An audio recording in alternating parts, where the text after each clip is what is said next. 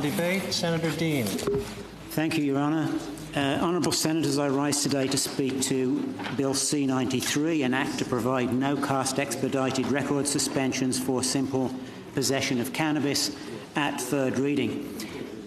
Before I get into that, I do want to thank Senator Colin Deacon, Nova Scotia, Senator Marty Deacon, Ontario, who have both worked alongside me.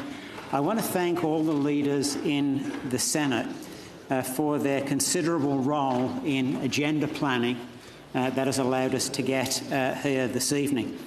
I want to thank Senator Carignan, the critic, who has applied his extensive legal and parliamentary skills and knowledge to this bill. The Chair of Legal and Constitutional Affairs Committee, Senator Joyal, his steering committee and members of the committee for going the extra mile in considering the bill expeditiously. And I want to thank the contributions, thank Senator Pate for her contributions. We know that we have a foremost Canadian expert on those, and particularly women, who are marginalised, victimised or incarcerated.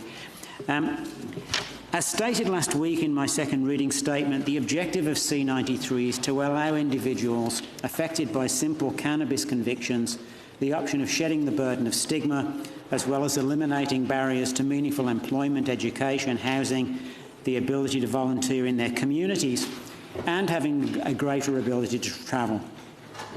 Under this important legislation, individuals who've been convicted of simple cannabis possession would be able to apply for a record suspension or pardon free of the $631 application cost and also of the 5 to 10 year wait times.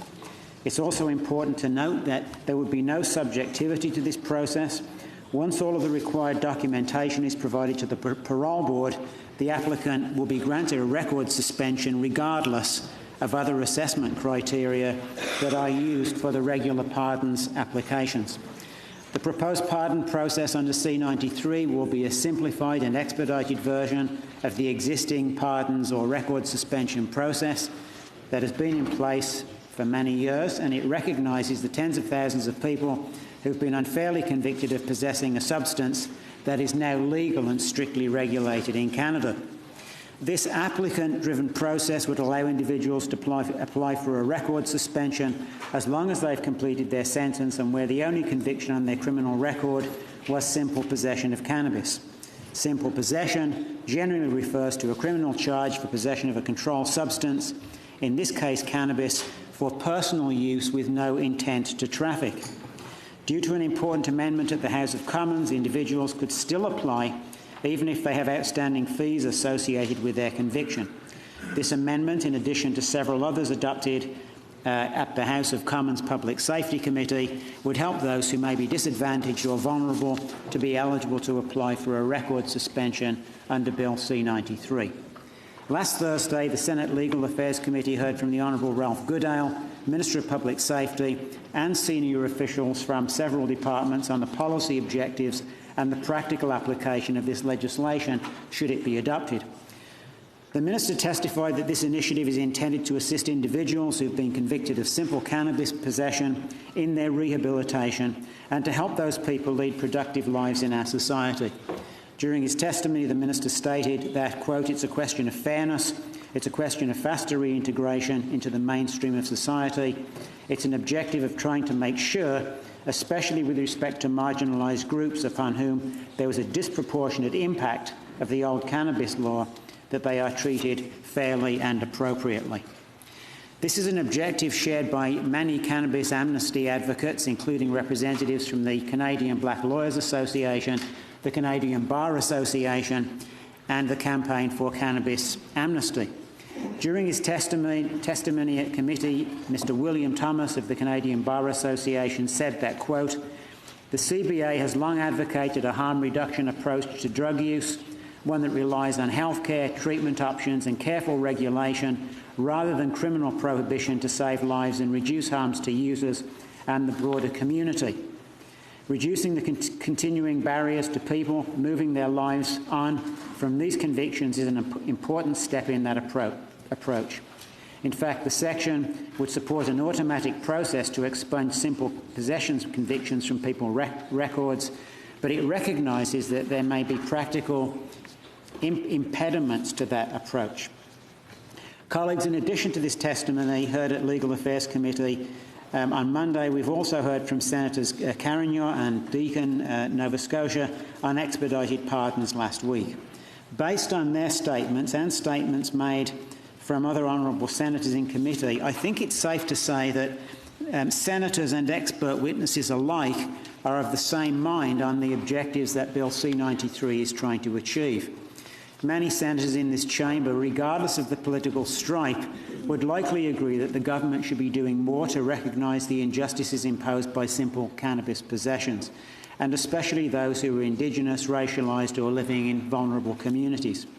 And many of us would likely want to see a more automated pardon process for those convicted of simple cannabis possessions. In his speech last week, Senator Carignan referenced a program in California called Clear My Record through Code for America. It's a computerised program that allows for the expedient removal of simple criminal code records, such as the simple possession of cannabis. I completely agree that we should be looking to other jurisdictions and programs to inform how our government might address injustices associated with cannabis possession. However, I also recognise the difficulty in implementing a similar measure here in Canada in the near future.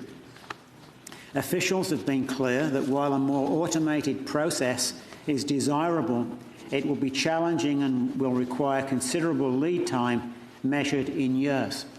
The challenge is that currently, and many of you know this, we have a vast, complex and widely distributed constellation of often paper-based records, with others likely stored on various forms of storage media that have constantly changed over the last decade or two.